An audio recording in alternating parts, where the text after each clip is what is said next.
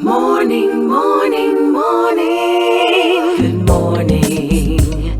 Good morning to you. I want to say good morning to you. Good morning. Good morning. Thank you for having me. Not it is a pleasure. It is a pleasure. Now, songwriter, singer, everything about you says I love the Lord. Your names, Isaiah is all everything in there says this is who I am. And young man, a psalmist. Was this always your path or did something lead you to it? Well, funny that you say psalmist because when I started professionally in gospel music, I would have attended, or I shouldn't say attended, I participated in a gospel competition. Didn't win, but the pastor that was one of the judges uh, said to me, "Hey, you write like a psalmist, you know, you write like a psalmist," and it stuck, the psalmist Mekaiel. That was the first iteration of my name. And I mean, what led me to gospel music? Man, my life experiences and just knowing that I had to give my all to God, um, you know, just because he's been too good. He's been too good. Good, continues to be good each and every day in every way. Now, tell me a bit about this, your foray into the music, because you didn't just get there on your own. There were other influences which helped to propel you to the point you're at now. I mean, growing up in a singing family, that also contributed to, why I decided to jump into gospel music. But for the most part, it was a very personal, a very relationship oriented reason in regards to, God and seeing how much He has done in my life personally and just saying, you know what, I want to give my talents and my gifts to God because, I mean, for me, it's always been wanting to be in the world of entertainment. But when I felt that pull, that tug to be in gospel music, I said, you know what? Yeah, this would be the best move and the best way to use my talents, my gifts. I love the behind the scenes of music. I love the business of music. However, when it comes to that being in the forefront, it's going to be gospel music that persons get from me, and that in itself would have then uh, been inspired by, hearing Kirk Franklin, my father, the late Tony Gonzales, Dietrich Haddon, and even John Legend, listening to John Legend and just hearing how these artists, even my father, would have performed a song. And when it comes to original material, hearing how persons like Kirk Franklin and they would write songs. It was me saying, I want folks when they hear my music that they can be as connected to it as I am to those songs. They get a real message from it as much as it speaks about God and His goodness, His grace, His mercy, His love. That they can say, but it's real. It connects. It connects to me. It connects with me. Okay, now you are a youngster. You were writing for quite some time, but Yeah. you not only write music, but you also do screenplays as well as, you know, stage plays. Are those Mhm. also always based on Christ? Uh, yes, and then there are those that are definitely it. My Christian upbringing would definitely be present in those stories. However, it's very much it's very much uh, just me wanting to tell a real story when I write those things.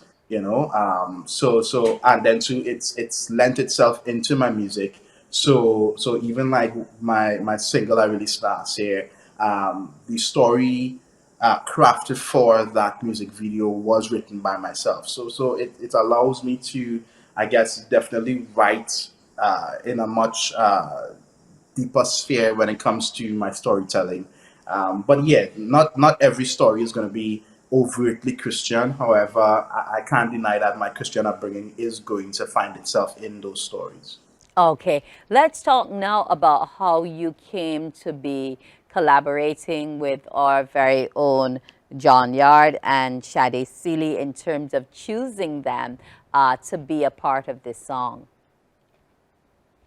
Well, I met John when he was studying in Trinidad. I met him, and especially in the beginning of my career, that's when I met him, and I just loved John's ministry and still love his ministry. And in working on my album that was released last year, October, in working on the album, when we got to the song, my producer Lesroy Byers of Antigua. He would have suggested, "Hey, I think we should go with John," and I was like, "No problem. Let's connect with him and see." We connected to John, and John said, "Yeah, man, no problem." And within a week or so, he sent his vocals back. In regards to Sade Sealey, I mean, Sade has always been a friend. So her working on the vocal arrangement of the album also, it just felt like a natural progression to have her jump on one of the songs and be a feature.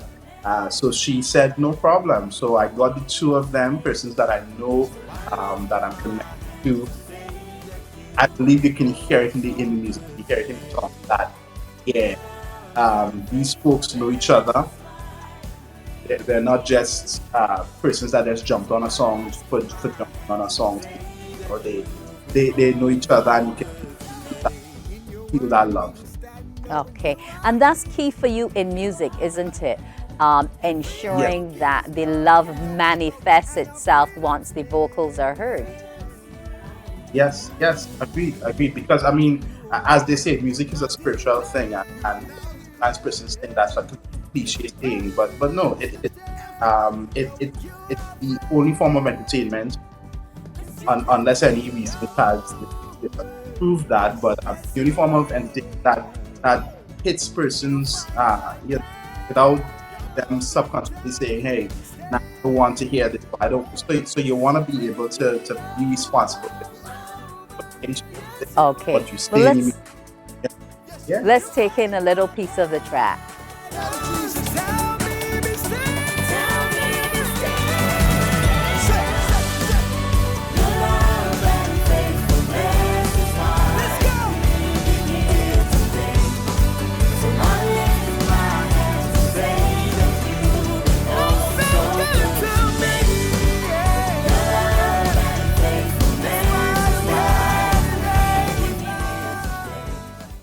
Okay, so now I can see why you are so much into your music. Now, where do you want to see this track going? Man, global. Every song that I write, I want to see it, reach far beyond, the shores of Trinidad and Tobago. Yes, affect change in my own country, but go far beyond Trinidad and Tobago, and and from there, just go global. Reach everyone. Doesn't matter whether in the Caribbean, in the US, Europe, doesn't matter. I wanted to reach everywhere and touch persons and give them that boost of confidence, that boost of encouragement. And what platforms is it on to ensure that it can go global? It's everywhere in regards to any streaming platforms: Apple Music, Deezer, Tidal, Spotify, Amazon. Everywhere anyone listens music now in our day and age in regards to streaming, it's available there. We have some physical copies for folks that love physical media like myself. It's via pre-order system, right? So once persons go on my Instagram or Facebook, they can get the link and make those pre-orders if they want a physical copy, right? And well, of course, the song hits YouTube also today because we're releasing the song today. So it hits YouTube today. It should be all right now, yeah, on YouTube. So if you love what you hear here, go over to YouTube and stream it, share it, and let the world know. Yeah, this song is here and it's out now. Yes, and the world will get to know exactly who Mekaiel is, a Trinidadian, but a lover of Jesus Christ, lover of all things positive, and we are just happy, and your music, just talking about it, and to see the smile that takes over your face, just to see it, it says, yes, this is a positive young man doing positive things and wanting to ensure that we too draw that positive message out of Yeah. that song once we hear the lyrics and once we get to be a part of it. Now, you would have done a music video to fit this song, but what I'm wondering is, every time you write, do you also go to the visual end in terms of trying to play out what that song will look like for others to ensure that it is a complete ministry of the word? Well, definitely, the visual aspect to media is very much important as much as the music is. And yes, oftentimes there is that visual of, okay, what I would like to see a music video look like, or what I would like to see lyric video to look like, for me, I do find myself seeing that. Oftentimes, it's not even a visual to put out there on YouTube or TV or anything of the sort. It's oftentimes, you're seeing how much the song is going to be effective, when performed. So oftentimes getting that visual helps in regards to when the song is being written or being recorded. So like with this song, well, the music video for the song that was released last year entitled Say That Name, that was written, produced, and put together, and we were able to release it. And thank you guys for giving me the opportunity to drop that. And well, for this song, He's Been Good, we decided to go the route of a lyric video. So the lyric video that is out now on YouTube, I hope, gives persons an even deeper insight as to where our minds were at when creating this song, and that it gives them a much better appreciation of what was or is being sung in the song also. We want to thank you for putting that song out there in the atmosphere. Yes, we also want to thank you for joining us here this morning on Morning Barbados, because in 2024, we need all the goodness that he can bring and that he has to offer. So once again, thanks for giving it to us. And thank you guys for having me. Shout outs to my producer, Lesra Byers of Oakville Collective, Sade Sealey, Johnny Yarde for making this song possible. Man, I appreciate you guys so much, and I pray that the song reaches every single person and they're blessed, they're touched, they enjoy it, they love it. Don't want to keep you all any longer. Thank you, thank you, thank you, thank you, thank you. And you're welcome, you're welcome, you're welcome. And here's hoping that it does big things in 2024. Yes, that was Mekaiel. We want to thank him for joining us here. We'll take a break and be back in a bit. Morning, morning, morning. Good morning. Good morning to you.